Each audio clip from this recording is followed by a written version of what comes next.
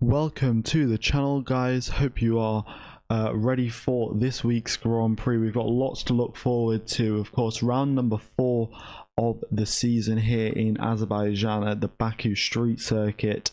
We have a brand new sprint format this weekend with the entirety of Saturday just being devoted to the sprint, with sprint qualifying in the sprint race. So just to update you guys that may not know what's happened and what the new regulations are.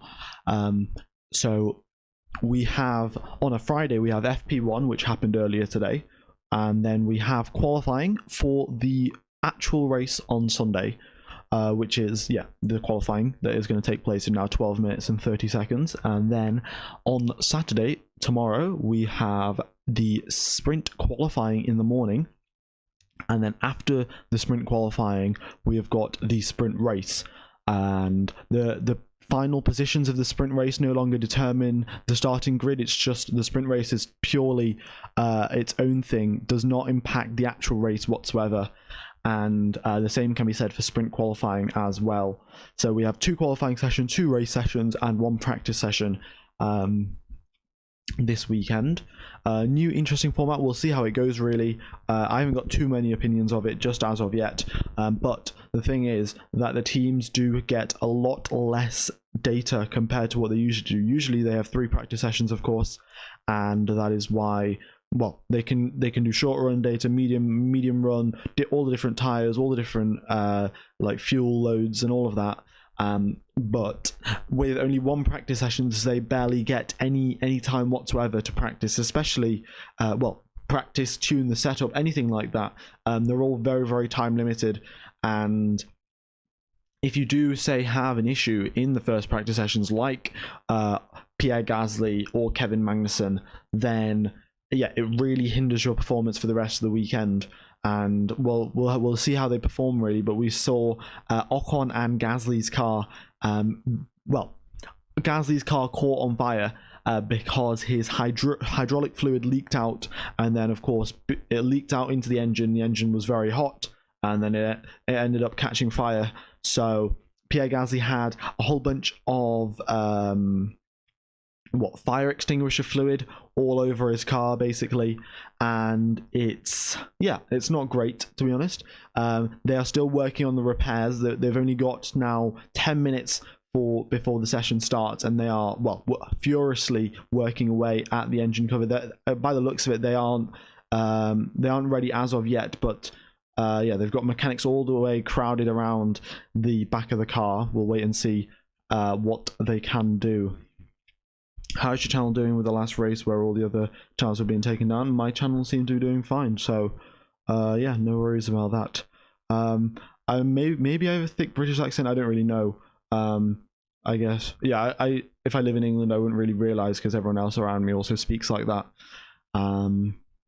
But yeah, alright.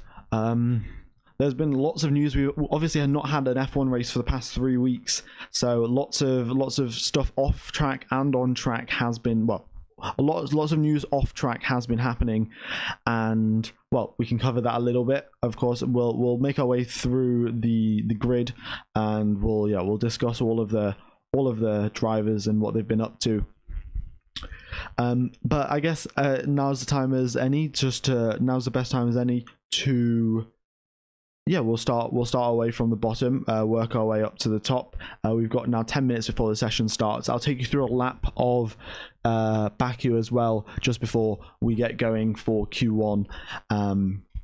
But here we go then. Kevin Magnussen had a fuel pressure issue in his car. Going down the straight his car basically just seemed to switch off. No electrical. Like his steering wheel lost power and everything. Like he couldn't communicate to his team because everything had just seemed to have lost power. And then his car got stranded outside turn number 1. Thankfully it wasn't too far away from the actual pit exit, so he seemed to be all right. And he didn't go out though after that, so they did not fix it in the 1 hour in the remaining 40 minutes or so after his breakdown did happen. So it was a major sort of issue. I presume they probably would have fixed it by now, but nevertheless it was still yeah, not ideal for Kevin Magnussen, because only with one practice session he's only driven for 20 minutes in the car, and then he's going straight into qualifying. It's going to be pretty tough to perform under those kind of circumstances, but we'll see how he can do. The same can be said for both Ocon and Gasly. After Gasly had his hydraulic fluid leak out and then catch fire, Ocon did not leave the garage either. Oh, well, Ocon came into the pits and then just didn't leave the garage after that. So yeah, Gasly and Ocon, both of them, yeah, with limited running, and by the looks of it, they are either fixing their car right now or have already fixed it. Won't be too long till we find out what's happened down at Alpine. And then we have George Russell in 17th place. Well, the reason that he's down in 17th is because the Mercedes team decided not to run any of the soft tyres. They were just running medium and hards, and that is why Russell's all the way down there, because he was not doing any quick runs whatsoever. I think they were just doing more preparation for the race, because of course you are going to get your your points and everything in race conditions after the race has ended, so you might as well gather data for the race when you are under limited time pressure. But also the thing is, you've got to have a little bit of a balance, because if the drivers aren't ready and aren't confident under like pushing on soft tires,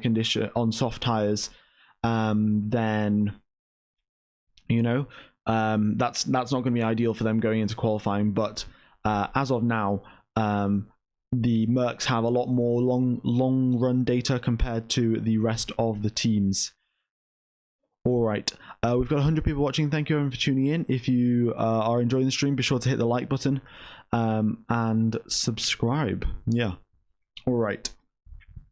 Then further up the field, we have Logan Sargent, quite significantly further behind compared to Alex Albon, but I think that was because he was testing a bunch of components for Williams. I think Williams have brought upgrades this weekend, I'm not 100% sure, but he did have Flovis paint on all over his car, as Williams were trying to analyze the flow around the car and yeah, see if their upgrades were working or not.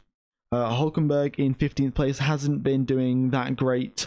Well, yeah, it wasn't that great of a practice session, to be honest, but we'll just have to wait and see how he does. He has been out qualifying Kevin Magnussen 3-0 in qualifying sessions and races for Nico Hulkenberg, so we'll see how he does in today's quali session. Then we have Yuki Tsunoda in 14th, Bottas in 13th. Not much to say really. AlphaTauri do have upgrades. Tsunoda ended up hitting the wall, getting a puncture and damaging the entire right rear of his yeah, I think it was the right rear of his car. So yeah, floor damage, and yeah, so basically Tsunoda, while they were running low on spare parts, because of course they brought the upgrade, they probably only had one set of parts for upgrades, and we'll see now if they have spare parts, or if Tsunoda's going to have to revert back to the old pre-upgrade AlphaTauri setup. Yeah, and then we have Bottas in 12th position. Oh, Bottas in 13th position, sorry. Not much to say really. The Alfa Romeo is not doing much particularly exciting. And yeah. Then we have Oscar Piastri in 12th. He was doing quite a bit of testing for McLaren. Yeah, so McLaren did a little bit of a split strategy, that they put Lando Norris on the soft tires, Oscar Piastri on the mediums and the hards. McLaren definitely brought upgrades this weekend, and they were pretty big upgrades. So we'll see how they can do and where they end up in the standings. But yeah, Oscar Piastri was doing a lot of data gathering and trying to do data gathering and see if their upgrades have worked, and if they are effective, and if they are improving the car basically. Then Lewis Hamilton, of course, once again didn't go out on soft tires, so that's why he's down in 11th place. Guan Yu Zhou as well, nothing too exciting from him. Didn't hit the wall or anything like that. Just a nice clean session from him, which is particularly difficult here in Baku, with the streets so narrow, and yeah, very high chance of yellow flags and red flags out this weekend. All right. What else have we got going on. We have Alex Albon in 9th position, and then we have Stroll and Alonso in 7th and 8th. Yeah, the Aston Martin is not looking particularly quick. Maybe they haven't turned up their engine. We're not particularly sure, to be fair. And yeah, we'll just have to wait and see. Of course, there has been that rumor that that Fernando Alonso is dating Taylor Swift, which is quite an interesting rumor. I guess we'll see. Well, Fernando Alonso has been hinting at it quite a bit, but we don't really know, really. But yeah, I guess that's interesting for you if you are a fan of Taylor Swift.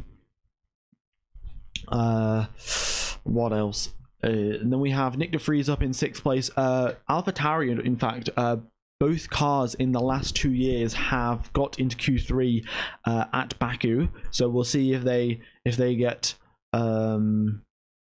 if they get through into Q3. They have brought upgrades this weekend as well, so that should help them out. And then Lando Norris as well in the upgraded McLaren is performing quite well, up in 5th place. And then we have the 2 Red Bulls and the 2 Ferraris. We'll have to see how that goes for them, really. Ferrari said that they're going to struggle this weekend. It's going to be very, very difficult. But Leclerc does seem to have the pace compared to the Red Bulls. Maybe the Red Bulls weren't at maximum attack, but at least in the practice sessions, Leclerc looked pretty competitive. All right, here we are then, round number 4 at Azerbaijan, 2 minutes away from qualifying starting, where the circuit is 6 kilometers long. The drivers spend 60% of the lap at full throttle. We've got 20 turns, 26 meters of elevation change, 2 DRS zones, and a whole lot of overtaking opportunities. The tyres that we have for this weekend are the C5, C4, and C3, the softest range from Pirelli, and we'll see how that works out for them. But it is a sprint race weekend. The drivers can choose any tyre that they want in today's quali session. In tomorrow's quali session, they have to go on the medium tyres for the first 2 for Q1 and Q2, and then they go into the Q3 on the softs. But that's for tomorrow. Today, the drivers can choose what tyre they want, and yeah, we will be underway shortly. 1 minute now till qualifying begins, and we will be, we'll wait and see how this goes. Yeah, I didn't know. I mean, I suspect there's quite a lot of people that didn't know that quali was going to happen, because usually we just have the typical quali on a Saturday, but that is no longer the case. So we'll have to see how that works out. I mean, we've got less viewers than usual, but I think that's, of course, people are working on Fridays, so that's expected, I guess. I mean, to be fair, when we had qualifying sessions before for sprint races on Fridays, we always had less viewers coming up. So yeah, isn't Q1 12 minutes? Q1 is 12 minutes, but that is for tomorrow's Q1. So the sprint qualifying is 12 minutes for Q1, 10 minutes for Q2, and 8 minutes for Q3. But in today's Q1, we have 18 minutes, 15 minutes, and 12 minutes, the usual. So this is the bog standard qualifying session. It's just the exact same qualifying session that happens on a Saturday. It's just happening on a Friday today. So yeah.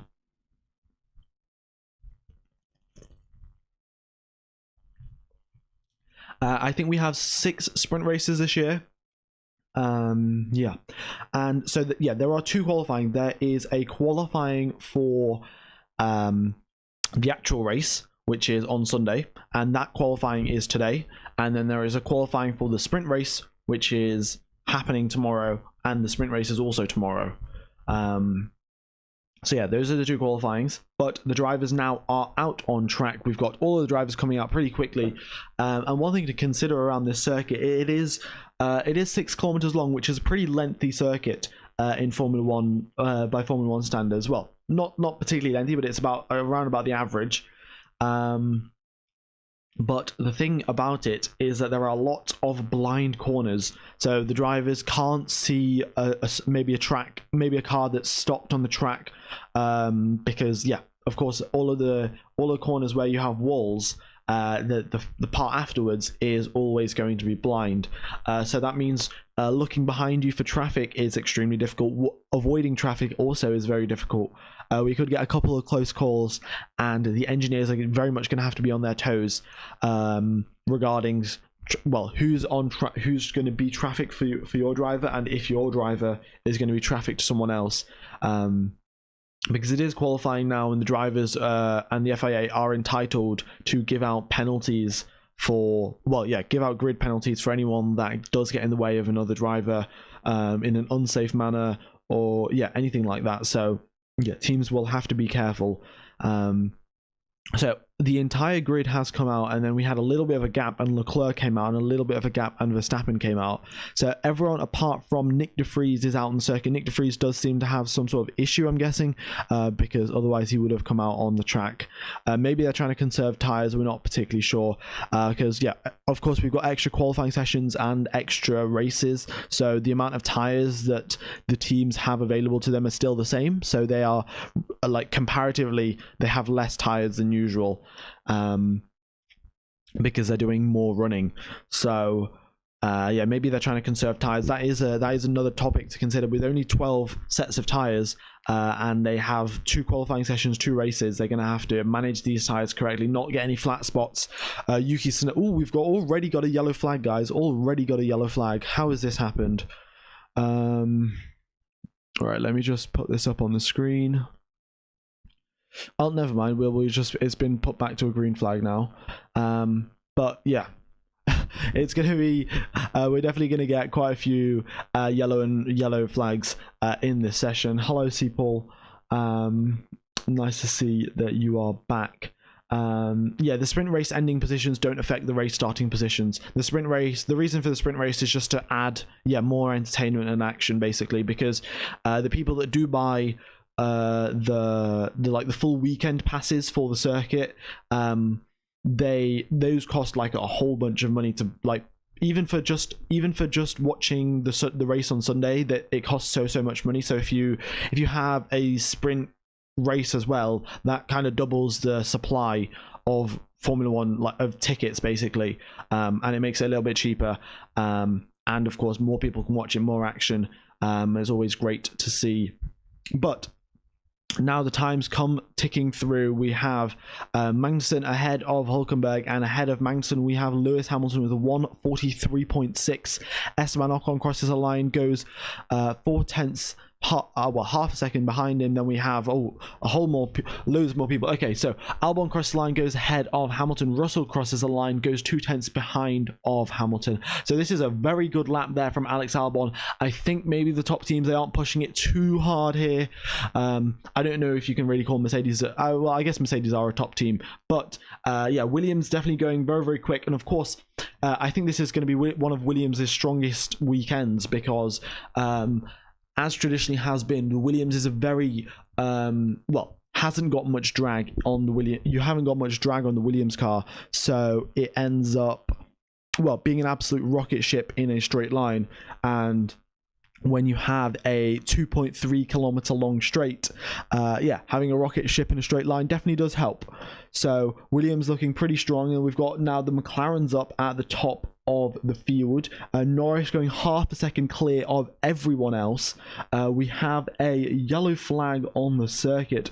Who have we got a yellow flag for? Oh, never mind, it's just switched back to a green. You know what, if a yellow flag stays up for more than 5 seconds, then I'll comment on it the next time. Hello, Ivan. Nice to see that you're back. I think it's been quite a while. But yeah, can I get a hello to Fluffy Puffy Puppy? If I say that too fast, if I say that like 5 times, Fluffy Puffy Puffy. Oh no, I can't do that. All right, Verstappen up into first place, 2 tenths ahead of Leclerc, but the McLaren's looking very strong indeed. Well, of course, everyone still has to do another set of lap times now, because it is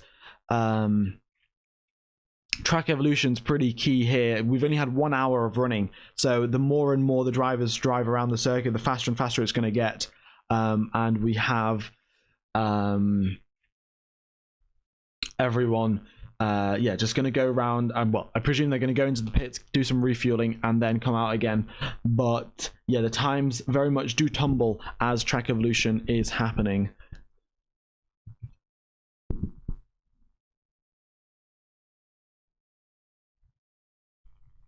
All right. Fernando Alonso up into third place. Nicely done from Alonso. And yeah, but of course he is 7/10 behind Max Verstappen. It's not close by any stretch of the imagination, but nevertheless, he's up into third position, and yeah, everyone else still is yet to continue and improve. We do have a couple of drivers going around doing extra laps. Maybe they are doing a cool down and then a warm up again. I think Fernando Alonso did a double warm-up. Also, another thing to consider here is because there is a 2.3 kilometer long straight, the brakes that the drivers like heat up and warm up throughout their entire warm-up lap end up cooling down so much because, well, yeah, the drivers are flying along at 200 miles an hour down that straight, and all of that fast rushing air just cools those brakes so much that we quite often see a fair amount of locking up going into turn number 1. So yeah, the teams have to be very careful about that and how they manage those brake temperatures. And also just nothing, brake wear and tear as well is pretty significant around this circuit. I mean, we haven't had a brake failure since, I would say, I think Albon maybe had one. But I remember Vettel definitely had one at Monza. Monza's another one. Oh, we've got a red flag now. Yeah, definitely have got a red flag. It looks like Nick de Vries has put it in the barriers at turn number 3. All right, let's just change what's up on screen.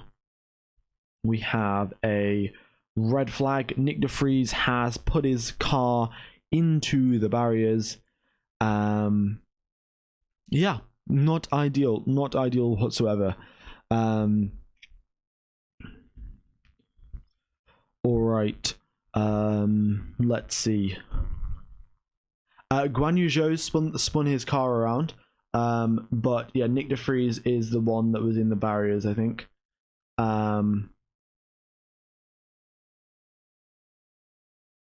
Yeah, Zhou was getting very close to hitting the barriers on the exit of turn number 16. It is very tricky, those sets of corners, because you are braking downhill. But yeah, the drivers just coming back into the pits now, and they have, well, this will benefit some of the drivers that weren't on flying laps, because they, well, yeah, they can come back into the pits and lose no time whatsoever. But yeah, Piastri somehow got a purple in the first sector. Not sure how he did that. Might have been a tow, actually. Yeah, this is another thing. We could see drivers and teams trying to organize tows. Yeah, Nick just went straight into the barrier. Well, of course, he tried to make the corner. He started braking, but it looks like he locked up and then didn't bail out early enough, because there is a little bit of a window. When I say a little bit of a window, the drivers have about 0.1 of a second to like decide whether to go down the escape road or if they're going to make the corner or not. And yeah, after Nick de Vries locked up, he missed that little window. He thought he was going to make the corner, ended up not being able to get enough steering, and then straight into the Rolex barriers. He is totally fine. He is getting out of the car. But if we do watch a replay, he has DRS open, cruising down the straight at 200 miles an hour, hits the brakes, then locks the outside tire, realizes he's just carrying way too much speed, and yeah, straight into the barriers. So that is unfortunate there for Nick de Vries. I mean, if we look at where he starts braking, he seems, yeah, no, I think he just started braking way too late, missed his braking point. It is pretty tricky, because the sun was in his eyes, and of course the braking markers, well, it's not like playing the F1 racing games, where you have the racing line on the circuit there for you, all in like bright red, telling you to brake.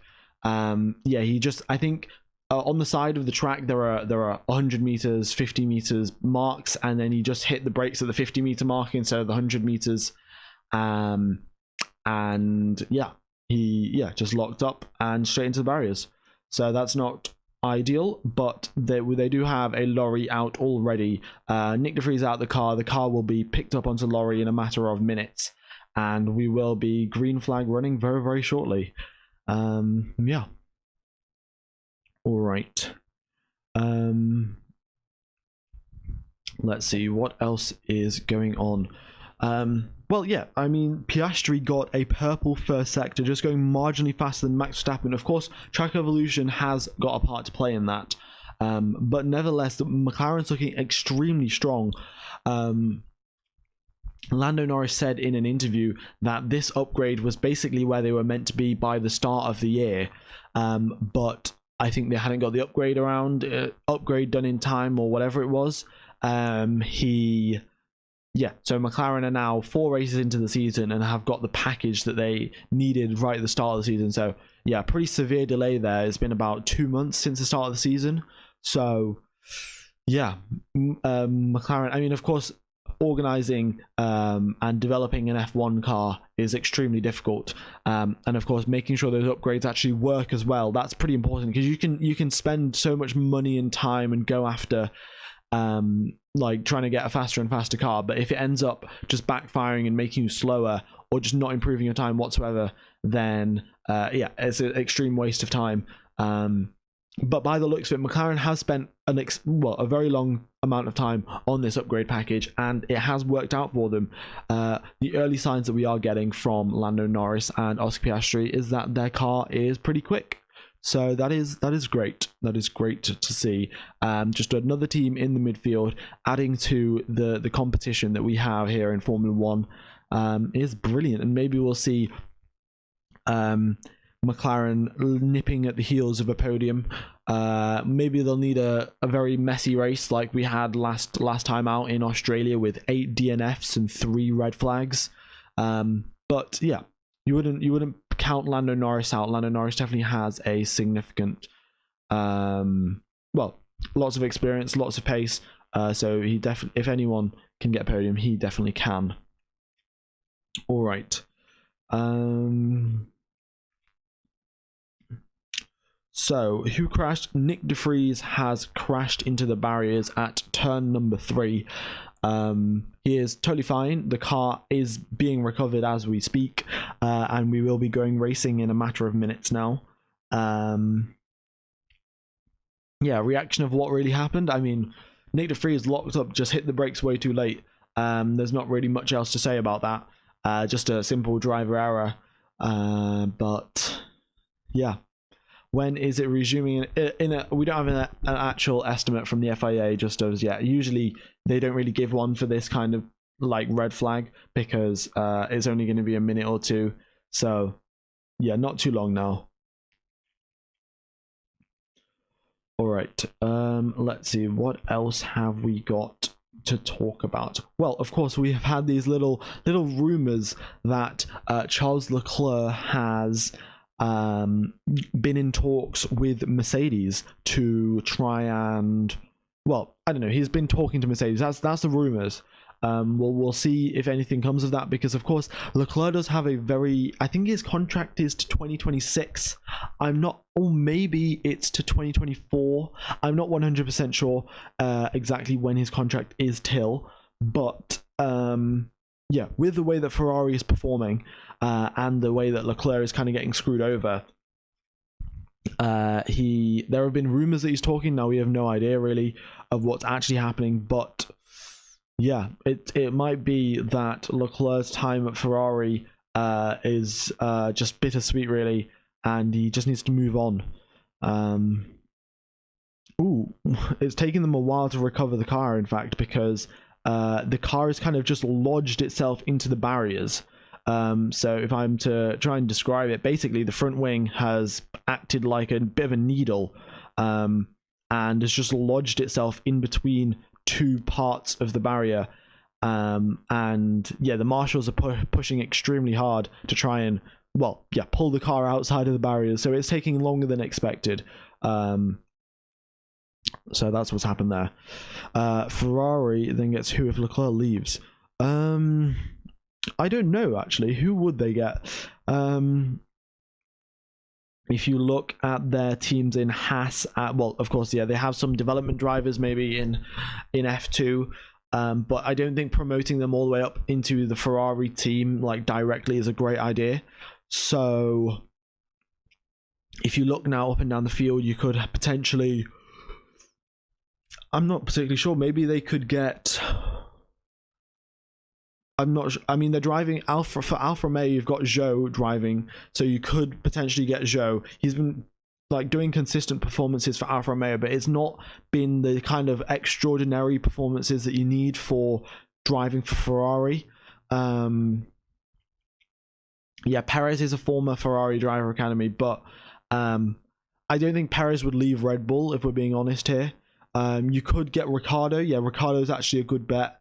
You could get Ricciardo driving.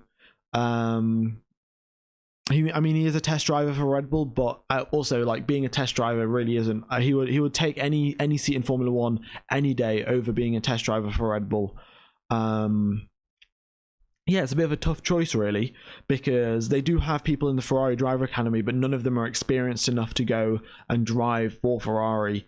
And like Leclerc definitely showed that exceptional level of talent when he was driving for Sauber in his rookie season and stuff. So I'm not too sure really. That would be a pretty tough choice. Yeah.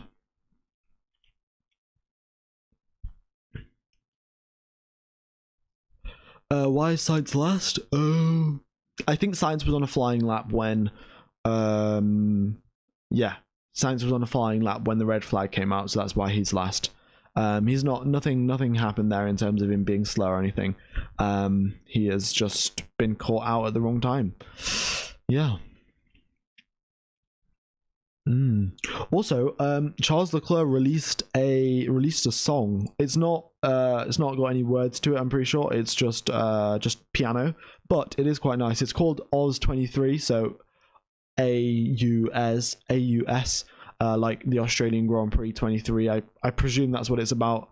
But yeah, it's just been fiddling around a little bit on his piano.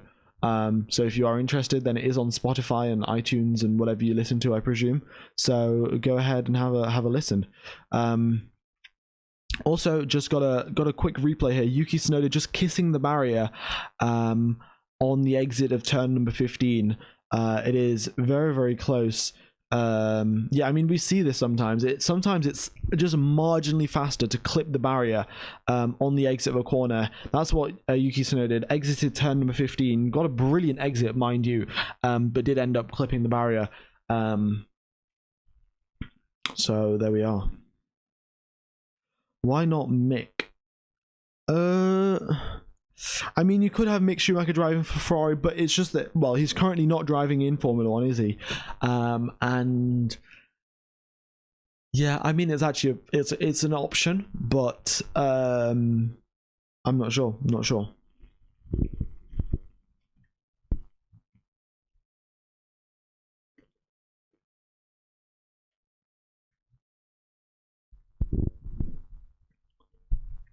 Okie dokie. This has been a rather extended out red flag. I don't see why. I presume they're just doing barrier repairs, to be honest, because of course turn number 3, it's a pretty big braking zone, and of course there is pretty likely that we have another incident there. I think we had an incident there last year as well. So yeah, of course they've got to make you've got to make the appropriate barrier repairs happen in time before the session starts. So that is what they are doing. No news yet from the FIA of when the session's going to restart. But I guess we'll see. I guess we shall see. Let's see. What else is there to talk about? There is... Well... The interesting thing is that Ferrari said that this weekend was going to be one of the hardest weekends that they've had. And admittedly, I can see why they were saying that, because in the speed traps, they are like 7 to 8 kilometers an hour slower than the Red Bulls. Just pretty consistently, like with DRS open, without DRS open, they're always like 7 to 8 kilometers an hour slower.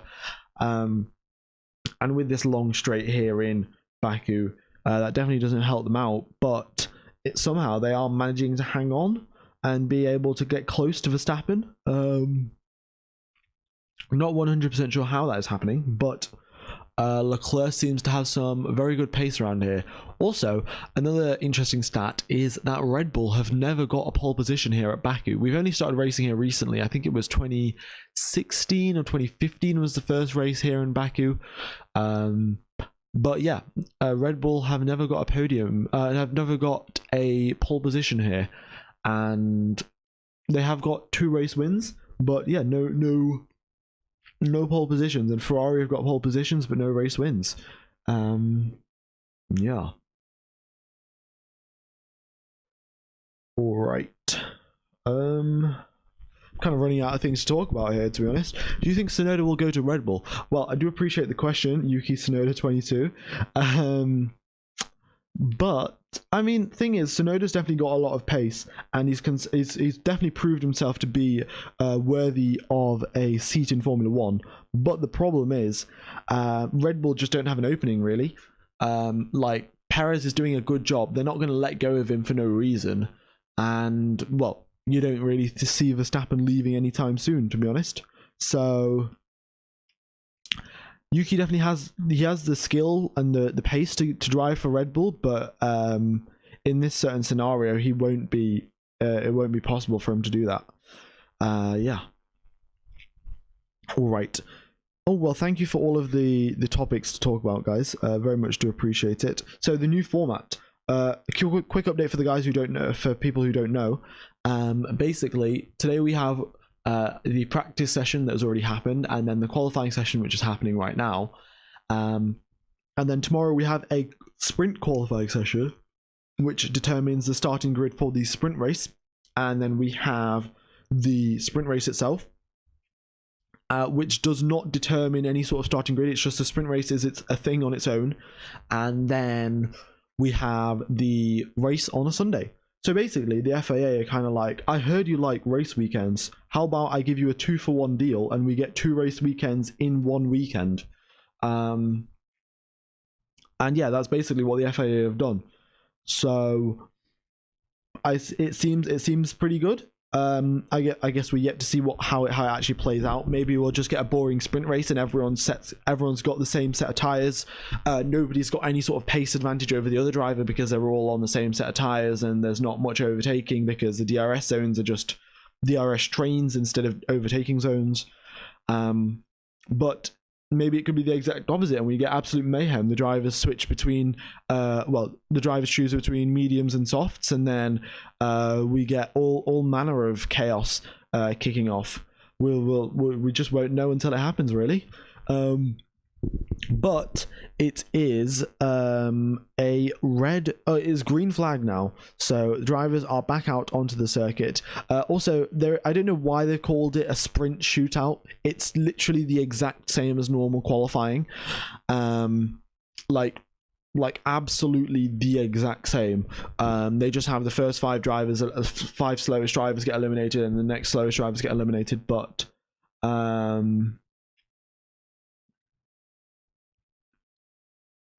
yeah.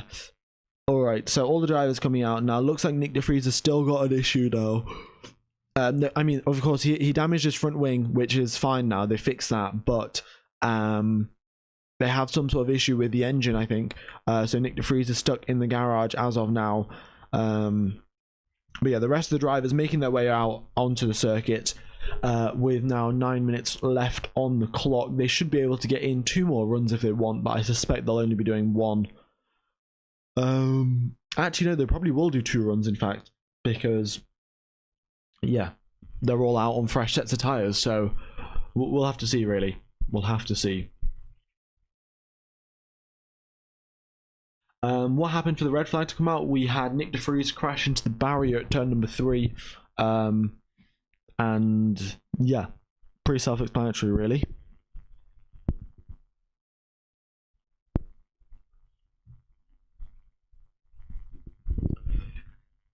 Yeah. All right. So here we go then. Alex Albon starting his flying lap in that Williams, which is a rocket ship in a straight line. Well, we might as well go through this lap then. Following Alex Albon braking into turn number 1, drivers brake around the 70-meter mark, shift all the way from 8th to 3rd gear, in a very short space of time. Get that exit done nicely, and then prioritize their exit for turn number 2 now, because there is another long, lengthy straight with a DRS zone. So Alex Albon gets a great exit out of there.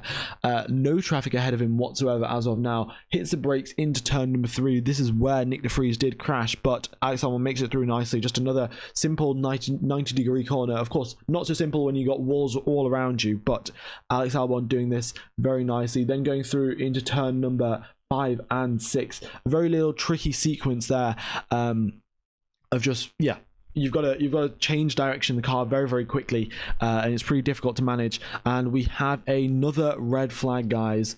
Another red flag. Thumbs up. That is absolutely brilliant. We have, I don't know who's crashed. I thought it was Carlos Sainz, but he looks to have got going again. Oh, it looks to be Pierre Gasly has crashed at turn number 4 this time. So we had we had Nick de Vries crash at turn number 3. Now we have Pierre Gasly crashing at turn number 4. How fantastic. How fantastic. Oh no, wait, is Pierre Gasly, has this car just disappeared off the GPS, or is he? Yeah, no, Pierre Gasly I think has crashed. Yeah, Pierre Gasly had an issue in what's it called? In practice, he had a hydraulic leak, and then the hydraulic fluid caught fire, and his engine was smoking basically, which wasn't ideal. So yeah, it's been a horrible weekend horrible race last race for Alpine, both double DNF I think, and then they had this, and then they've had a fire. Now Gasly's crashed and Ocon's the only driver still running, and we'll see how that happens. Right, I will get a quick replay of what happened at that crash, and maybe we'll find out how Pierre Gasly crashed. That corner isn't particularly high speed at turn number 4, because you're coming off the exit of turn number 3 really. So yeah, well I think, who knows what he did. Maybe he just went into, in fact, here it is coming up on the replay. What has happened to Pierre Gasly? Basically he crashed at turn number 3, got hit the barrier, and then got a puncture and parked it up at turn number 4. So yeah, turn number 3 strikes again, and we have got Pierre Gasly out of the session. He has got his rear suspension is completely damaged. It won't be long for them to recover the car, because he's parked it up right next to an escape road.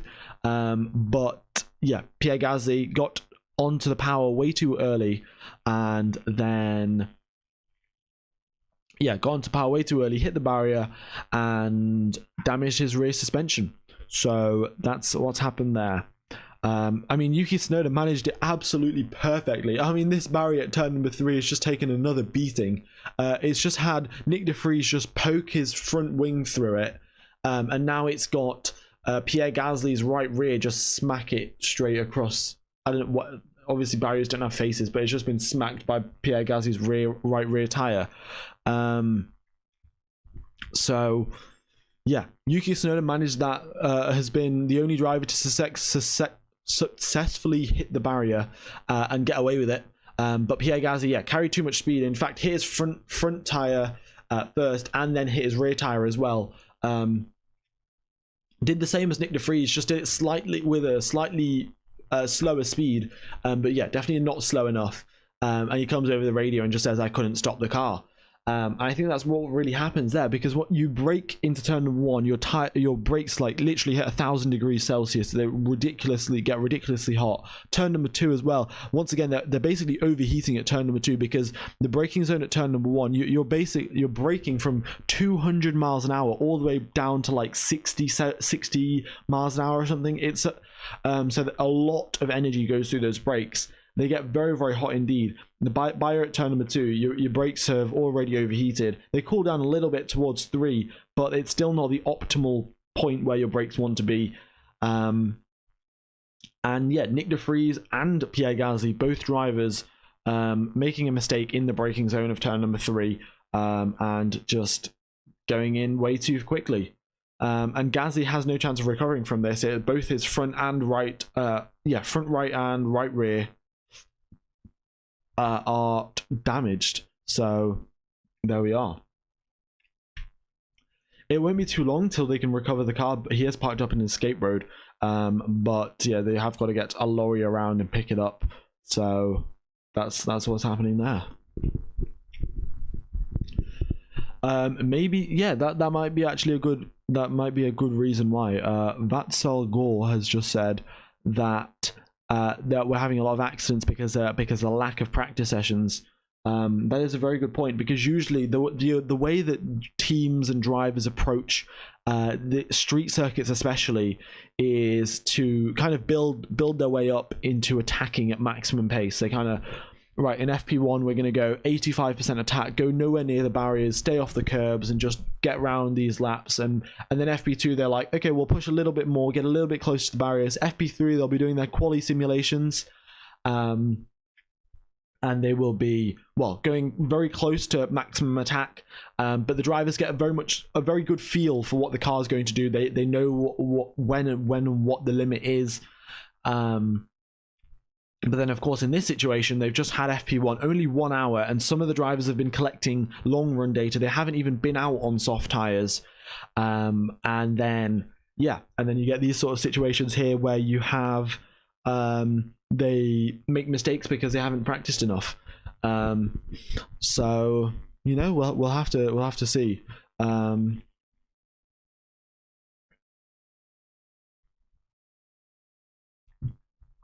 Yeah, Fluffy Puffy Puppy says that it is relatively low downforce compared to other street circuits, and yeah, that is a good point. Usually, like say Monaco or Singapore, the drivers and the teams have put maximum rear wing angles, maximum front wing angles, basically, to try and get maximum downforce, of course, throughout all of those corners. But on this circuit, when we have a massive straight, the teams very much back off on the amount of downforce that they do put on the car. They put about the same amount of downforce that they have at Spa, really. And as you know, Spa isn't the most high downforce circuit because you have got another very long straight at Spa, well, two very long flat out sections. So yeah, downforce is definitely not at a maximum, and the teams not not the teams, I'd say the drivers not adapting very well.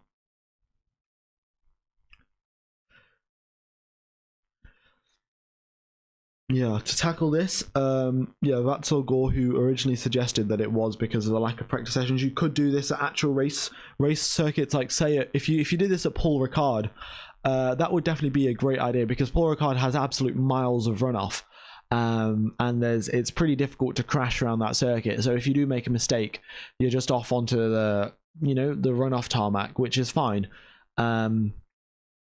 And if the drivers make mistakes, they're appropriately punished. They're not, because there's a limit where you would say a driver makes a tiny mistake and their entire car gets damaged and their weekend's over, and a driver makes a tiny mistake and they lose like 3 seconds on one lap. I think it's a bit more of an appropriate punishment. You know what I mean?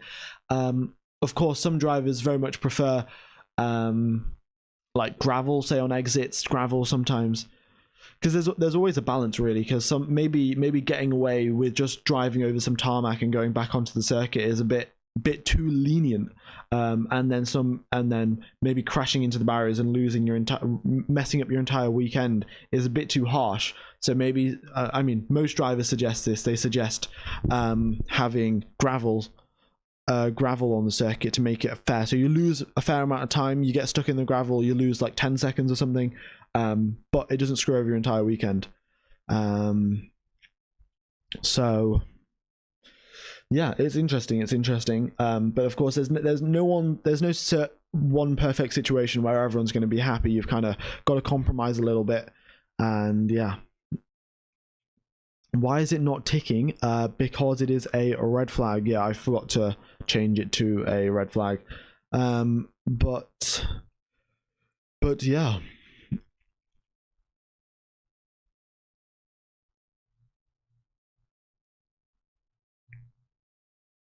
All right. Yeah, Pierre Gasly very much just shaking his head, not happy whatsoever with his, well, with the mistake that he did make. And yeah, this is just another thing that the more mistakes and stuff you make, the more it costs to get those repaired. And once you do have a limited budget, it is, well, extremely difficult to, well, yeah, it just eats into your budget basically. That's the issue. Session also, by the way, session restarting in 1 minute's time. So yeah, not long now till we get going qualifying again. But it has only been 11 minutes of qualifying, 10 minutes and 30 seconds of qualifying, and we've had 2 red flags. I guess it just shows you what's to come, really. So why the red flag? We had Pierre Gasly crash into the barriers and then stop on the escape road. So that's why we have a red flag. Who is your GOAT? I would say, I don't know if I have a GOAT, but I'd say my favorite driver is Vettel, and he was very dominant in 2010 to 2013. Well, he was in his prime at those age at that time.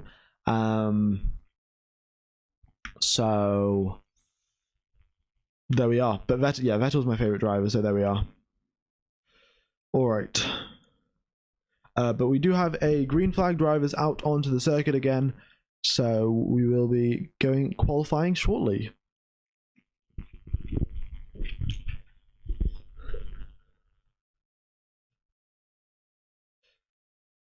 Alright, Red Bull and Mercedes both have 3 wins here. Yeah, well, thing is, Red Bull also have no pole positions at this circuit. Ferrari do have some pole positions, but no wins. Alpines are going to have a very long weekend, yeah. Yeah, they spent their entire break between FP1 and QUALI fixing an engine issue, and now they're going to have to fix the entire right side of Pierre Gasly's car. So that is a lot of fun for the Alpine mechanics. Yeah.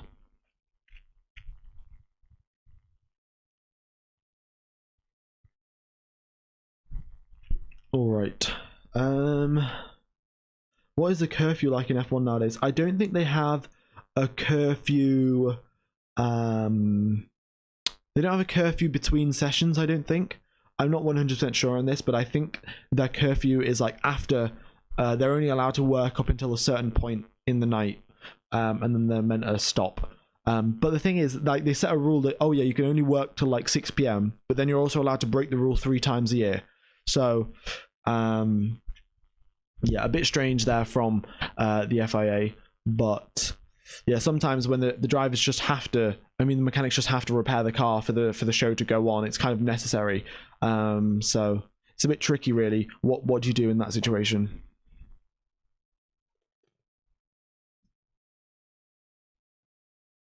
All right. Let's see. Once again, we have the drivers leading the way. We have Alex Albon, Logan Sargent at the front of the pack, and everyone else is coming out onto circuit. Also interesting here, we have a couple of drivers on some pretty old tyres. So we've got Verstappen on 6-lap old tyres, Leclerc on 5-lap old tyres, Hamilton on 3-lap old tyres, Perez on 7-lap old tyres, all currently on the circuit. So yeah, I suspect they're just not expecting to need to push that much, really, and with only 6 minutes and 40 seconds left on the clock, it's going to be extremely tight for them to make it back to the pits and refuel. So this might be one of their final runs. We'll just have to wait and see, really. But yeah, it could be pretty tight for them if they do make a mistake and have to do another run. Why is Sainz still last? Because Sainz still hasn't set a lap yet. Well, he did. He set 1 lap, but it was a slow lap. He was like 7 seconds slower than the rest of the field because he backed off. So that's what it is. What does outlap mean? Okay. Basically, the drivers start off in the pit lane, with in the garage, basically where all the mechanics are, and they have to go and they come out of the pit lane and they do a complete lap, and that is basically called the outlap. And the reason it's called an outlap is basically because they can't set a timed lap, because they have to cross the finish line and then cross it again for that to be a time lap. but when they're coming out of the pit lane, they don't actually cross the finish line. So yeah, it's an outlap because they're coming out of the pit lane and they haven't crossed the finish line in that situation. But yeah. All right. Let's see. Max Verstappen crosses the line on 7-lap-old soft tires, purple in all 3 sectors, and puts in a 141.4. Absolutely ridiculous there from Max Verstappen. Yeah, just some serious pace, to be honest. On 7-lap-old tires, mind you. Sergio Perez crosses the line, puts himself up into 2nd place. Nicely done there from the Mexican driver. And we'll see what the rest of the grid has to respond. But everyone else putting in their lap times, everyone improving by the looks of it. Of course, track conditions getting slightly better. And yeah, all right. So looking at the timing sheets, we have got a very, very big gap between Red Bull and the rest of the field. It's 0.7 of a second from Max Verstappen to Charles Leclerc. Well, as I say that, Leclerc crosses a line and reduces that gap from 0.7 to 0.4. Nevertheless, 0.4 is a pretty significant margin around this circuit. Yeah.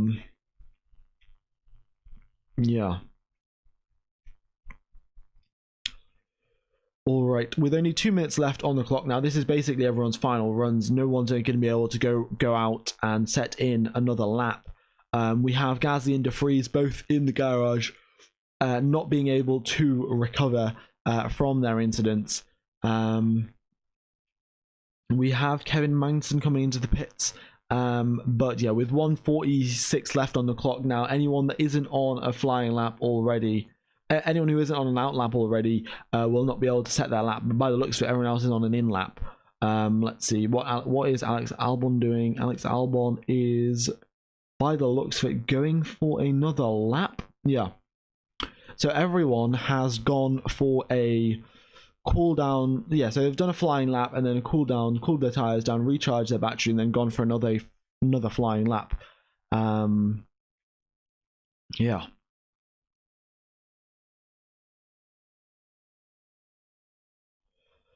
So is everyone just racing for 2nd place? By the looks of it, it is. Everyone is just racing for 2nd place. Yeah, there's not much that's particularly exciting, to be honest.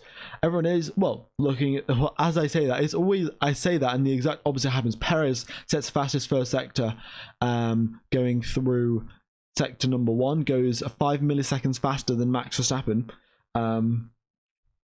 So we'll see if he can improve, really. We've got both Albon and Sargent on flying laps, so depending on how well they are doing, they may improve and put themselves up. But Alex Albon up in 6th place, absolutely astonishing performance from him. Also, we would like to point out we have Lando Norris up in 5th place. After that McLaren upgrade, he is doing brilliantly. Also, Esteban Ocon comes over the radio, says, I clipped the wall a little bit on the exit. He did it in the exact same fashion as Yuki Tsunoda. Yuki Tsunoda had no damage. Same for Esteban Ocon. Both drivers getting through just fine.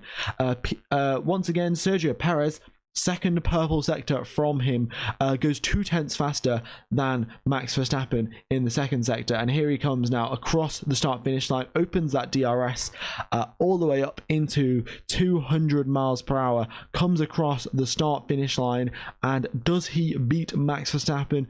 Here he comes. No, he does not. No, he does not. He goes a 10th slower than Verstappen in... Oh no, he just comes into the pits. He just aborts a lap. There was no need for Perez to improve. He probably would have ended up beating Max Verstappen by the looks of it. He was a significant margin ahead of Verstappen in terms of the delta. But yeah, he comes into the pits.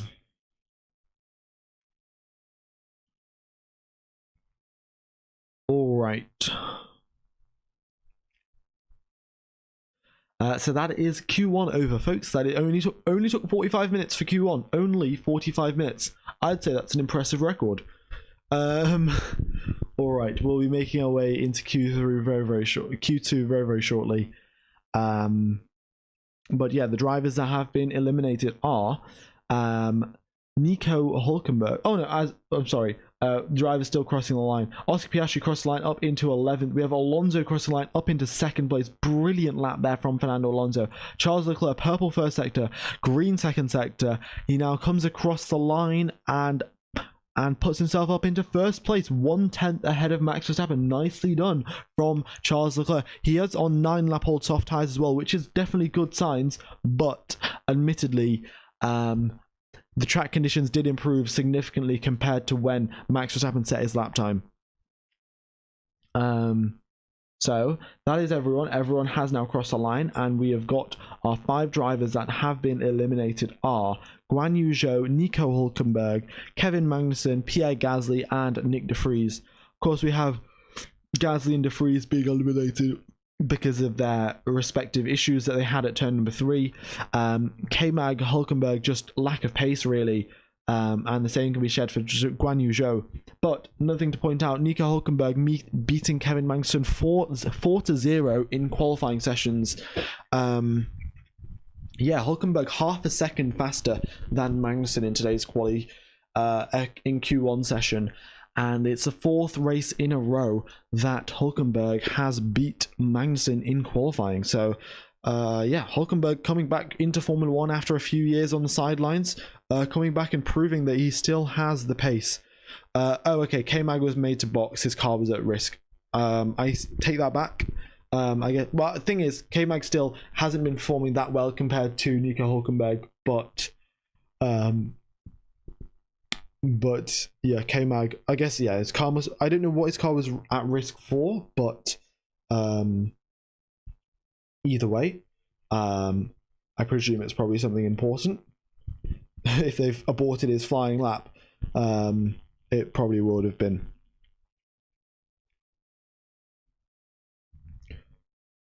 In fact, I've got the team radio for Kevin Magnussen. I will just find out what happened. Just give me 1 second, guys.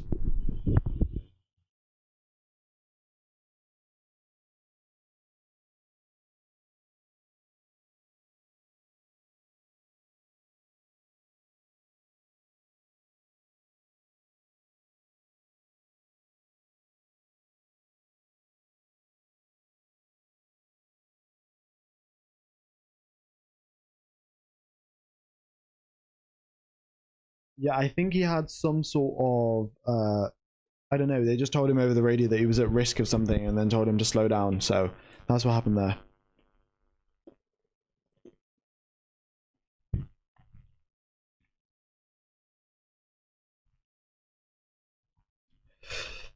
Right.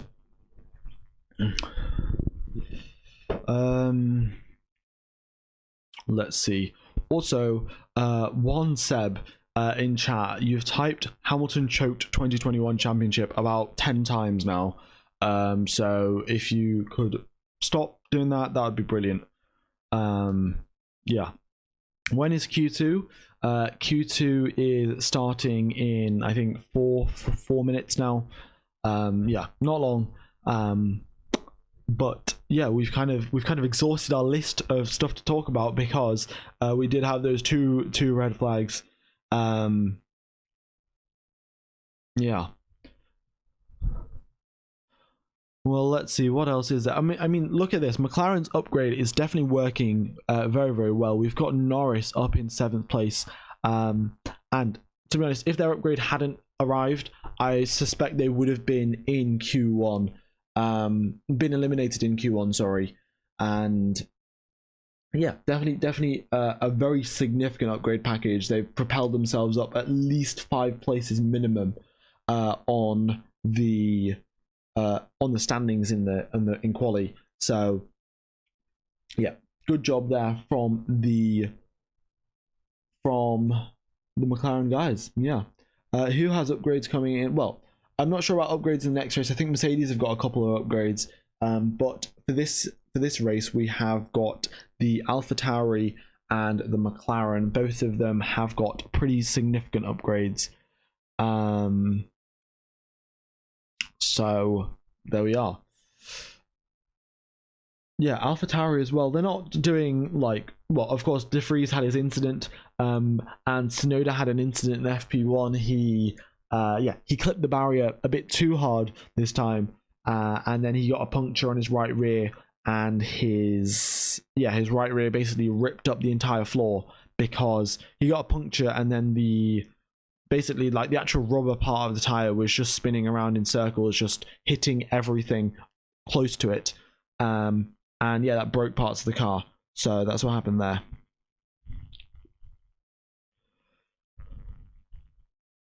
All right. I'm not sure how to say your name. Amimb.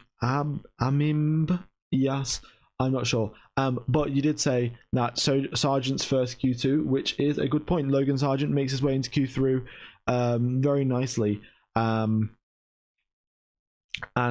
yeah, first time in Q2. Of course, he is a rookie, so this is good signs for him. Of course, the Williams is great at this circuit, so you would expect him to make it through, and that is brilliant. And Evers Gry. I'm not sure how to, but yeah, I appreciate you watching my streams from the US. That is very nice. All right, when will Q2 start? Q2 will start right now. There it is. Alex Albon out onto the circuit. There we are. Then we have the two Williams, the two Aston Martins out onto the track. Hopefully we can see some nice overtaking, nice quick laps, especially from the Aston Martins. That would be fantastic. All right. Also, guys, if you are enjoying the stream, be sure to hit the like button. It really does help out the channel. That'd very much be appreciated. And if you aren't subscribed as well, be sure to do so. I do the commentary for all the qualifying sessions, all the race sessions. So yeah, if you are enjoying the stream, then be sure to go ahead and subscribe. Yeah.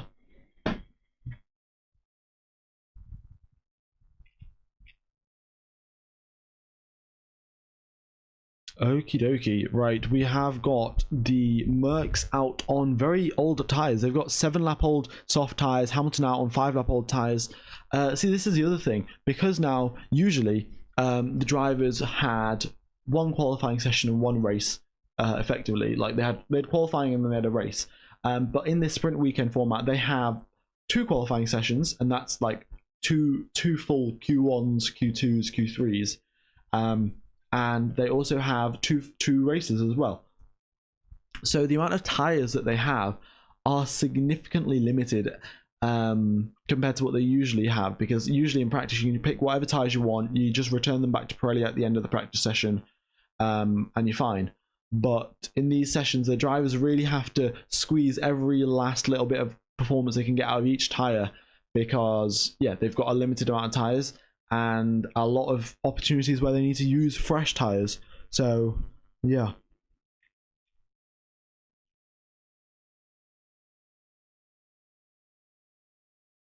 All right. So then we have our drivers underway on their flying laps. Everyone now just making their way through. Verstappen right at the back of the pack, right behind everyone else. See, this is the thing. If you lead the way like Alex Albon, you can't get screwed over by yellow flags. If there's a yellow flag behind you, then you don't get screwed over, because you can just continue just fine.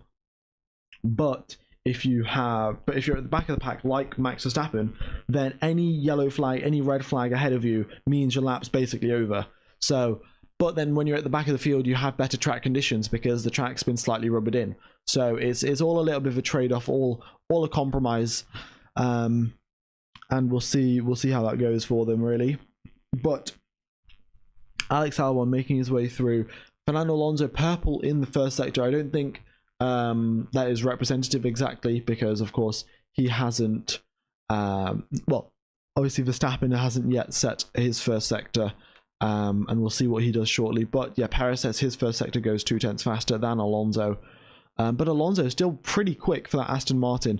We'll see who is quicker. Is it the Aston Martins? Is it the Ferraris in the second place spot? because yeah, maybe we could see another Fernando Alonso podium. That would be fantastic. Yeah, who is on new tires? Well, I think everyone's on new tire. Yeah, everyone is on new tires apart from Hamilton, Russell, and Oscar Piastri. Everyone else is on fresh sets of tires. So yeah, there you go. All right, Fernando Alonso crosses the line a 141.4.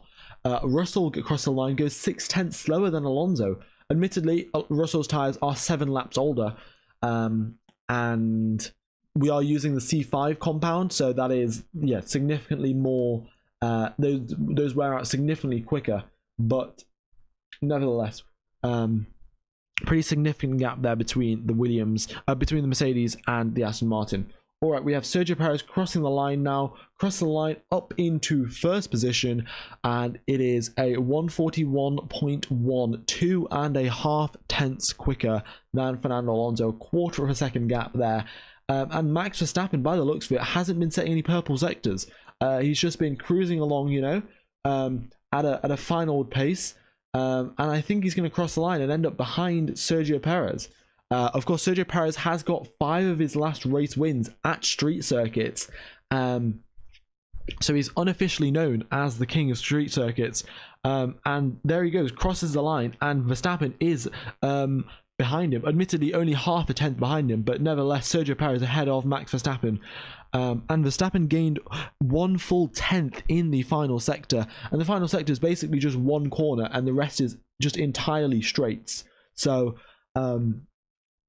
either Perez got a bad exit out of that final corner, or Verstappen is running lower downforce and being able to get extra top speed down the straight. I'm not sure really, because 1/10 of a second down the straight is pretty significant. So I don't know how big of a downforce difference it'd have to be between Verstappen and Perez for that to happen. But we'll wait and see till Q3. Maybe Verstappen's not going maximum attack. Of course, when you are at a street circuit, you've always got to be cautious. As Julian Palmer said, on a street circuit, you always have to be alert. I don't know if you guys have seen that meme, but it's just a bit of a kind of common sense, really. But there we are. All right, we've got the 2 Ferraris going out on their flying laps now. We've got Sainz and Leclerc, both green in the first sector. Sainz matching Russell's first sector, and Leclerc matching Perez's first sector, I think. So it looks good as of now for the Ferrari cars. They're going out when there is literally no traffic whatsoever on the circuit. The only driver in the way is Max Verstappen. And yeah, it looks like Carlos Sainz backed out of his lap. Yes, he did. Look, he might have made a mistake or something, I'm not sure. But yeah, he's backed out of his lap. We'll see what he does. Does he go into the pits? Does he do another rerun? But we have now Leclerc coming up to line 2 green sectors from him, and puts himself up into 3rd place only. Oh my god, this is extremely close. In fact, he's only 20 milliseconds behind Max Verstappen. So the Ferraris putting up a strong fight here, even though the Ferraris are horribly slow down the straights. Admittedly, their top speed is absolute garbage. But Charles Leclerc being able to hold on and is less than a tenth slower than Sergio Perez, which is brilliant. We'll see how he does. Hopefully he doesn't bin it like he did in 2019, I think it was. Into the barrier at turn number 10 into the castle section. But yeah, if he doesn't do that, it looks to be Charles Leclerc at least in the fight for a potential top 3 starting position. Meaning of green. Green means your fastest personal time. Purple means the fastest time out of any driver. And yeah, if it's not any color, that just means it's slower than their personal. It's slower than their personal best. But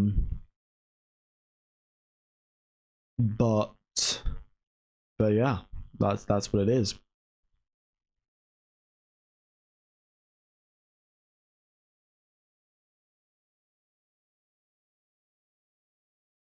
Okie dokie.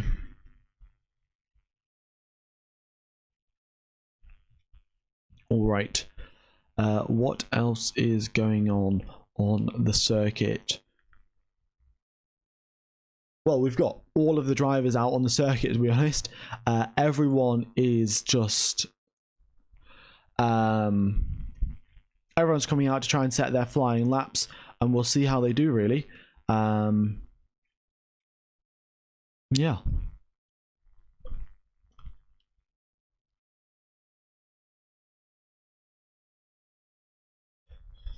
Okie dokie. So we have got how many minutes have we got left? 5 minutes left of the session, and we have got currently in the elimination zone. We have got Alex Albon, Oscar Piastri, Valtteri Bottas, Logan Sargent, Lando Norris. We'll see what they can do. Lando Norris still yet to have set a time. So hopefully we can see the McLarens make their way through up into Q3. It's going to be pretty difficult, but we'll see. Yeah, we'll see what they can do. Lando Norris definitely has the pace. Maybe Oscar Piastri, like, if he doesn't make it through into Q3, that's like reasonable. You can expect that of a rookie. But I'd expect Lando Norris, with these upgrades that they've got, to at least be challenging for Q3. Of course, it's pretty tough when you've basically guaranteed the 2 Red Bulls are in Q3, the 2 Ferraris, the 2 Aston Martins. So you only got 4 remaining slots in Q3 that aren't like particularly guaranteed. And fighting for those spots, you've got Russell, you've got Hamilton, you've got Alex Albon, you've got Tsunoda as well. So it's all very difficult to make your way through into Q3. But we'll see how that goes for them. All right. Also, Carlos Sainz, he aborted his lap earlier, but he did set another lap, and he went 0.3 slower than his teammate into 5th position. So, I mean, of course, his tires would have worn out a little bit due to him doing an extra lap or so, but nevertheless, it is 0.3 slower. It's a pretty significant margin. I mean, we saw this earlier, like a few seasons ago. It was like there was a pretty significant gap between Leclerc and Sainz pretty consistently, but that seemed to have got closer. This weekend has been slightly extended again, and Leclerc crosses the line. What a lap from him! And puts himself up a 10th ahead of Sergio Perez. Of course, track conditions have improved in that little time between the laps, but you've got to give credit where credit is due, and Charles Leclerc has done an incredible job, and is up into 1st place. So we'll see if that continues in Q3. I suspect it'll be a lot harder for Leclerc to stay in to get 1st place, but if he does nail a perfect lap, who knows what could happen.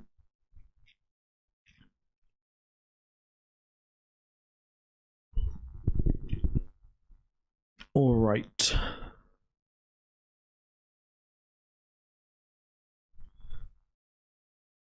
Ooh, we have a yellow flag, guys. All right, it looks like...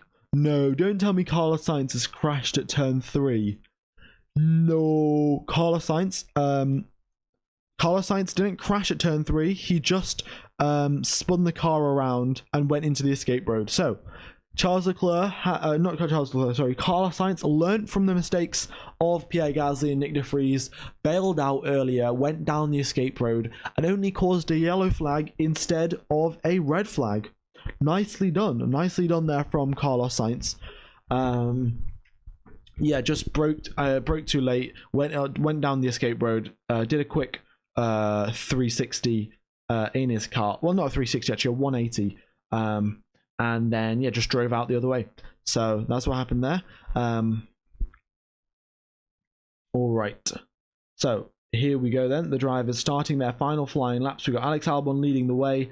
Then Logan Sargent. We've got 2 minutes left till the end of the session. So any driver that wants to go and do a lap, they should be already out on track. And we have got every single driver, all 15 of them, out on the circuit, ready to go. So here goes then. Alex Albon leading the way. Behind him we've got Logan Sargent, Esteban Ocon, pretty big gap, and then we've got Leclerc, Perez, Norris, another big gap, and we've got Verstappen, Hamilton, and the drivers potentially looking for slipstreams. We'll have to wait and see, but yeah, it's a pretty risky game to play to try and look for a slipstream. We'll have to see how that goes for them. But anyway, here they go then. We'll take you through the lap of Alex Albon. Makes his way through into turn number 7. That corner is extremely tricky. I'm saying that through just seeing how many people have crashed there and playing it myself on the F1 game. Then makes his way through the castle section. Gets through very nicely. That Williams car looking very, very stable under like changing directions. And yeah, he makes his way through now towards turn number 15. That's downhill braking zone for turn number 15. Extremely tricky. We've seen a couple of drivers graze the wall on the exit as well. But Albon makes his way through nicely. Gets a good exit out of turn number 16, and then he's just foot flat to the floor, minimum steering to make your way through the next couple of corners. Opens that DRS. Has the least drag out of any car, I suspect, on the Formula 1 grid. Cruises way up to 200 miles an hour, and then crosses the line to go into 10th position, very much on the edge of making it through into Q3. And that's quickly been taken away from him. Ocon improves on his time and puts himself up into 10th place. Albon now down into 11th. Then we have Sergio Perez not improving on his time. We have 2 purples from Max Verstappen. So looks like Verstappen will be going for first place here. Then we have Lando Norris, who crosses the line up into 5th place. Brilliant job from him. And let's see now, Max Verstappen crossed the line 2/10 ahead of Charles Leclerc. Very quick lap there from Max Verstappen indeed. All right, Valtteri Bottas is next to cross the line. Just a green first sector, does not improve in 14th place. Then we have Oscar Piastri puts himself up into 9th.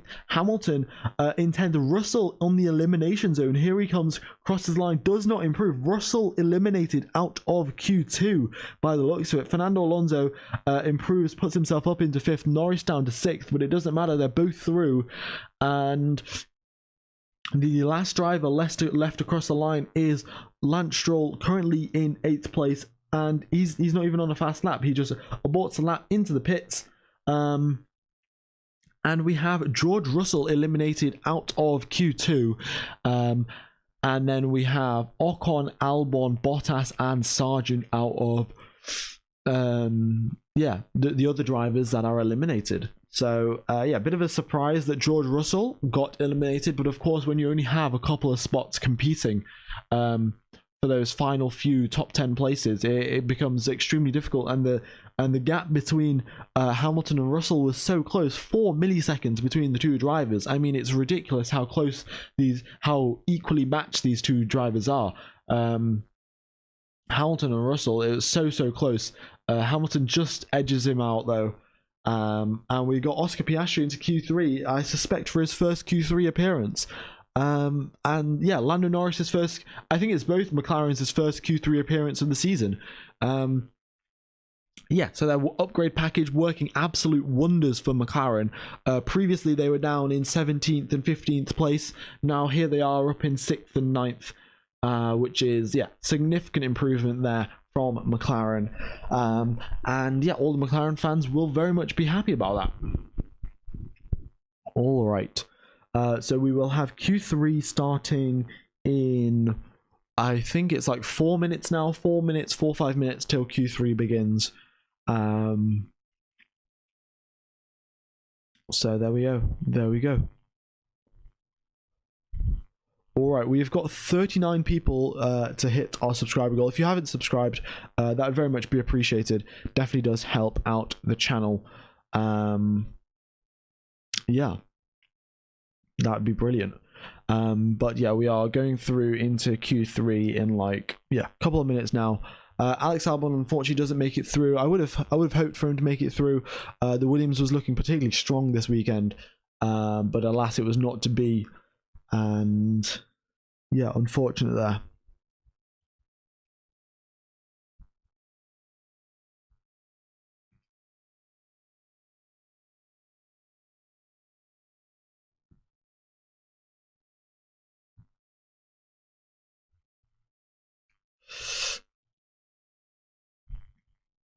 Russell was out. Russell I mean, I don't know really what to say, really. The Mercedes not looking that quick. Both Hamilton and Russell saying identical lap times, which usually means that they are like they're kind of at the limit of the car. I mean, if you have Lewis Hamilton and George Russell both setting the exact same lap time, I would suspect that's kind of the car's fault there.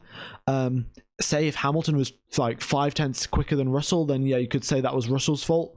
But if both drivers are setting the same lap time, then it's pretty safe to say that it is the car's issue, and they are 8/10 slower than the Red Bulls. And in that 8/10 gap, you've got the McLarens, you've got the Aston Martins, you've even got Yuki Tsunoda in there as well. So yeah, the Red Bull, the Mercedes team has a lot to do.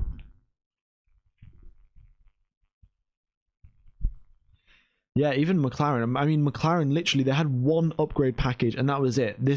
Admittedly, it was a very big upgrade package, but nevertheless, one upgrade package, and they went all the way up from like usually just getting eliminated in Q1, Q2 to both making it through into Q3. And I suspect in race conditions they're going to score points.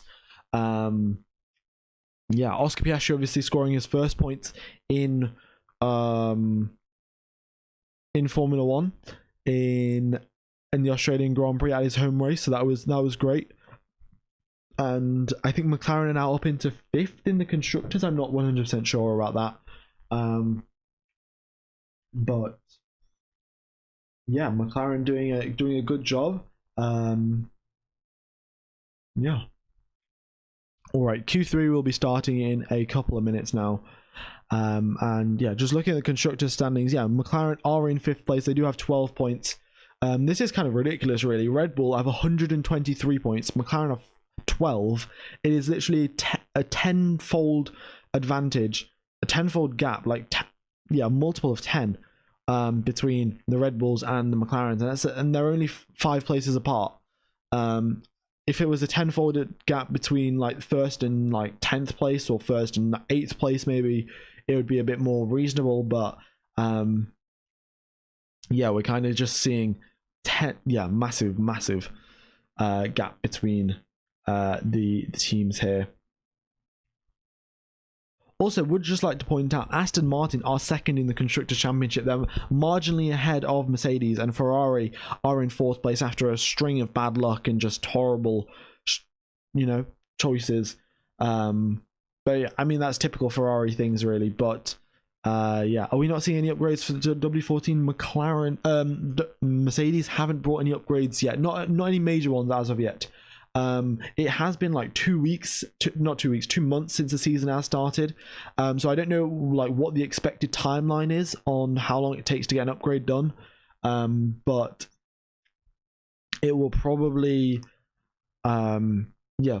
Thing is, Mercedes also had to, they have to kind of diagnose what's wrong with the car, what's quick, what's the issue, and then what part of the car makes it slow, and then they have to fix that. You can't just, like adding on an extra downforce is helpful, but the most effective way to gain time is find out your weak spot and then fix that first, and that will bring you up like significantly more than just improving your strength again and again. Because if you do have a weakness, then that's always going to be costing you time.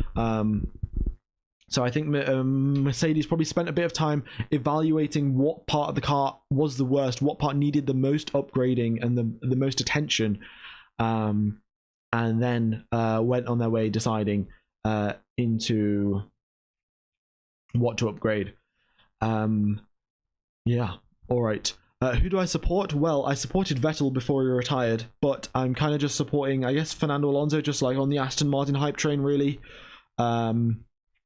Yeah, the points for tomorrow's sprint race, yeah, it is first position to 8th position score points, and it's literally just if you're in 1st place you score 8 points, if you're in 2nd place you score 7 points, if you're in 3rd place you score 6 points, all the way going down to 1 point. So yeah, 8 for the win, 1 for P8, and yeah.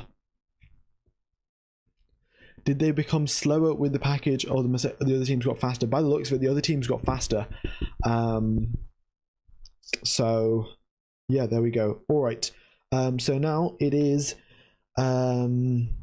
Q3, the light has gone green. The drivers are out of the pit lane. We got Perez leading the way. Then we got Verstappen, Sainz, Leclerc, Tsunoda out on circuit as well. And this is where we might see. Oh, well, actually, Pirelli are going to give them a fresh set of tires now for making it through into Q3. And I suspect that the teams will be using those because they are pretty tire limited this weekend. And yeah.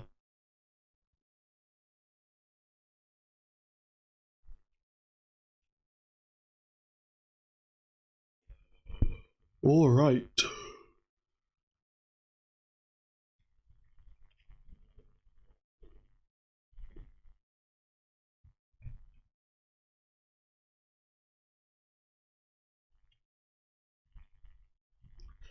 Yeah, the commentators need to stop with the Taylor Swift lyrics. Yeah, I was watching FP1, and the Sky Sports commentators were very much all over those Taylor Swift lyrics. I mean, they just know them all too well, to be honest.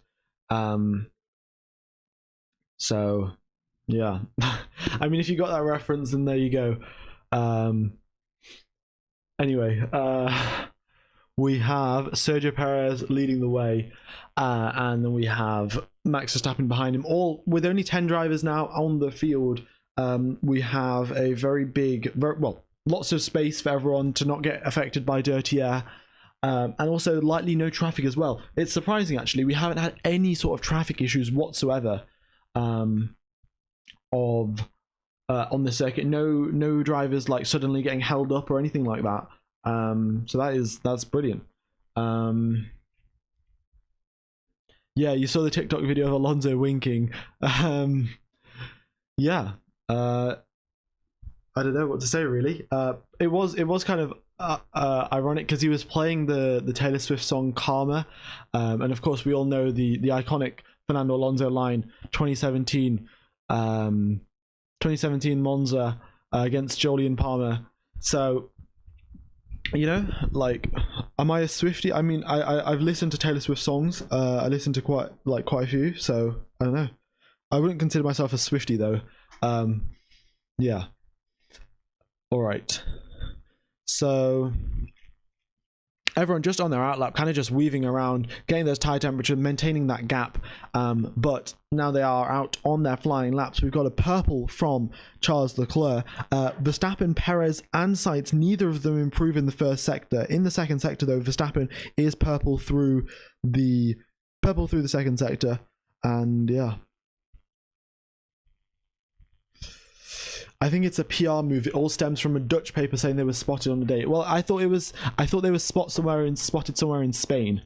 I don't know. El Plan is definitely alive. I mean, Fernando Alonso is on the podium. All of his TikTok stuff has been kind of like, it's been great, really. And it's just been great PR for Aston Martin, to be honest. So I wouldn't put it past them to just do it for the PR sake. Who knows, really? Who knows? But we are here for qualifying. We are currently in a Q3 session. 7 minutes left on the clock, and everyone has set their first lap time. We have got Max Verstappen in first place, Charles Leclerc the exact same lap time, exactly the same, 0 till a millisecond, 0.000.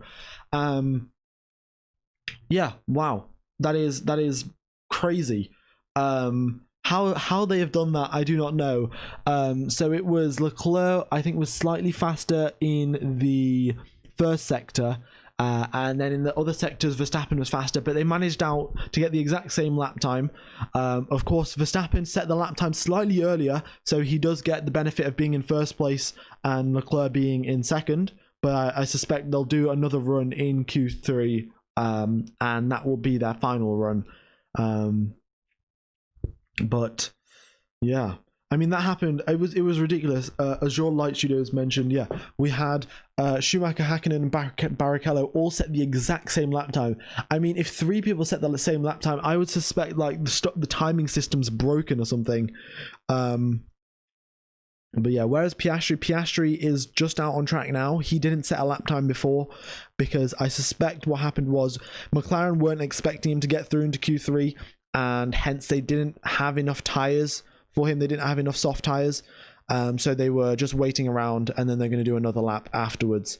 They didn't have 2 sets of soft tires; they only had 1 set. So yeah, he didn't do a run at the start. He's just doing his another run now. But yeah. Alright.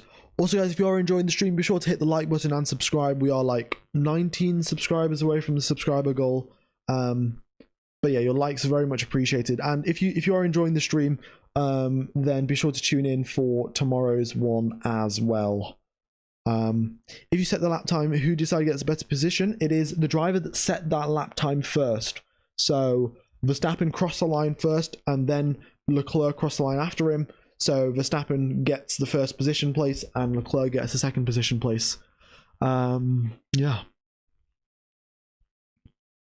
Charles is definitely doing a brilliant job. I mean, look, see, the gap between Verstappen and Perez is 1/10 of a second. Gap between Leclerc and Sainz, 6/10 of a second. I mean, where Leclerc is getting this pace from, I have no idea. It is absolutely, like, yeah, well, ridiculous, isn't it? All right, we have Stroll and Piastri out on the track, the 2 drivers who are just setting their laps free from any traffic, which is, yeah, because they only have 1 set of soft tyres. But yeah, Charles Leclerc putting up a solid fight here. Ferrari do have pole positions here. They haven't got any wins. Red Bull have got no pole positions, but they do have 2 wins here. We'll see what happens. Does Red Bull get the pole position? Does Ferrari get the pole position? But yeah, all right. So Lance Stroll crosses the line, 1:41.9, goes a 10th faster than Fernando Alonso as well. So that's pretty significant there from Lance Stroll, beating Fernando Alonso. So that's nicely done. Of course, that was his one and only lap, so he will be going maximum attack, whereas Fernando will be going maximum attack right now. Anyway, we'll wait and see how that plays out for Fernando. And will Piastri be able to make it back to pits after setting this lap? No, he will not. Thing is, the reason Stroll and Piastri are setting their lap times now is because they only had 1 fresh set of soft tyres. So they just decided, if we only have 1 fresh set, we'll go out when no one else is on the circuit, get a clean track to ourselves, and just set a lap time then.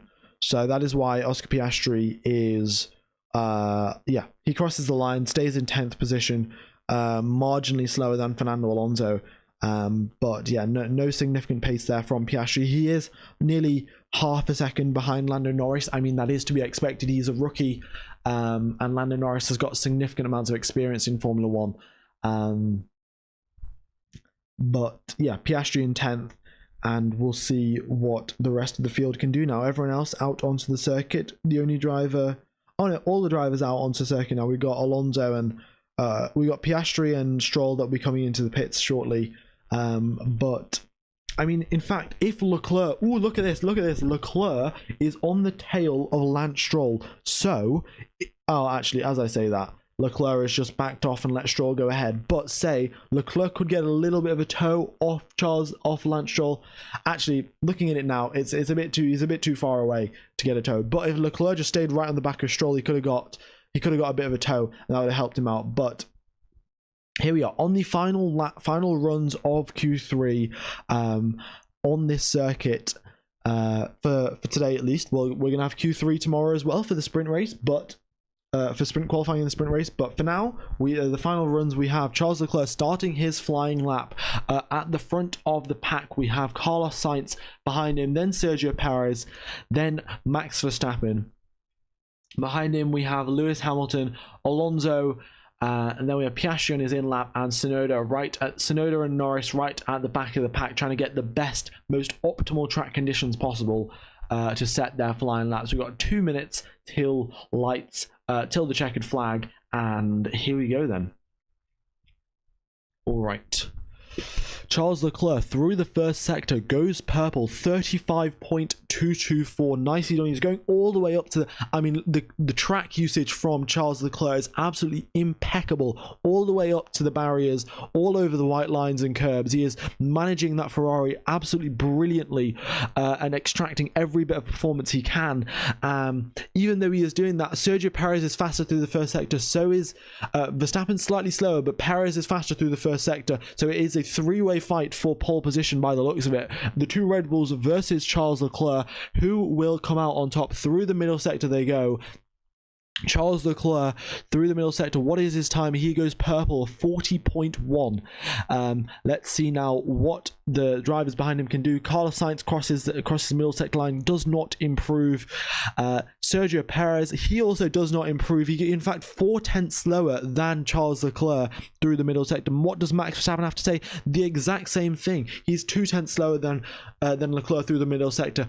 Might it be Leclerc against all odds up into provisional pole position unless Verstappen or Perez can stop him? Here comes Carlos Sainz. He crosses the line, does not improve on his lap time. We got Sergio Perez coming across the line now. He stays in third position, and it's now all up to Max Verstappen. Did he get a great exit out of the final corner? Yes, he did, but it was not enough. And here he is in second position, and Charles Leclerc is on pole for the first time in 2023. What a qualifying session this has been.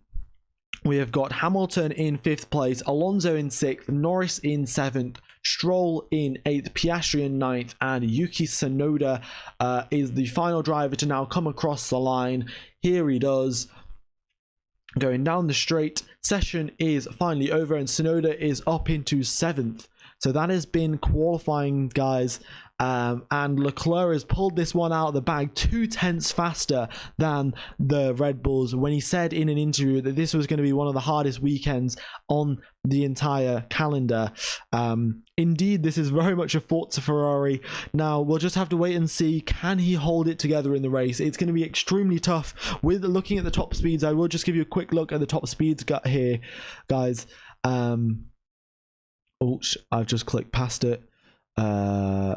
All right, top speeds. Charles Leclerc 321 kilometers an hour, and yeah, both Ferraris 321 kilometers an hour, and both Red Bulls 319. So the Ferraris do have even the top speed advantage over the Red Bulls, which is brilliant.